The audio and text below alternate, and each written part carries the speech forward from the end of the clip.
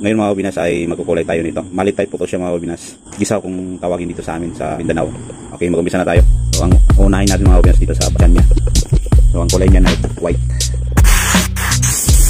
So ayan po siya mga kabinas. Okay, next mga kabinas black dito sa likod niya. Lagi sana. Tutuyin natin mga kabinas. Then paglalagay ng kaliskis na ang susunod natin gawin. Lagyan natin ng kaliskis mga kabinas. So ito lang. So, ang susunod mga kabinas, dagdag tayo ng mga puting lamote dito. Yung mga yellow ganun. Tapos maglalagay ng red dito. Parang hasang. Okay, lagyan natin ng bitali mga kabinas.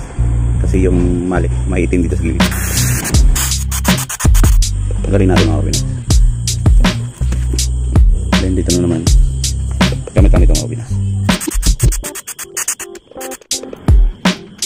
And ulit dito na naman sa baba niya. Ganun lang.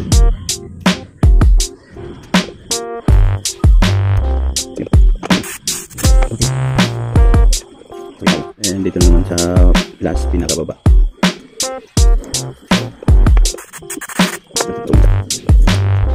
So yun mga kabinas, lagyan ko na.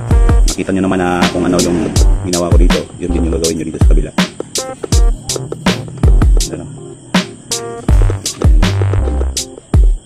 Okay, paglalagay natin ng hasang dito mga kabinas.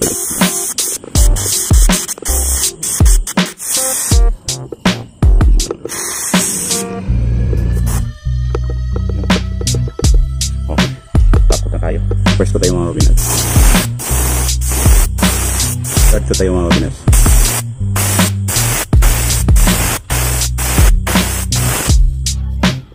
So yun na po siya mga kabinas.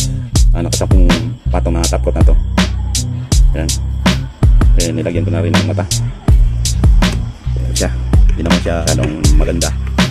Pero nakakaindang pinto ng isda. So yun na siya mga kabinas. Ayan. Ayan, klaro dito. Mas klaro dito na.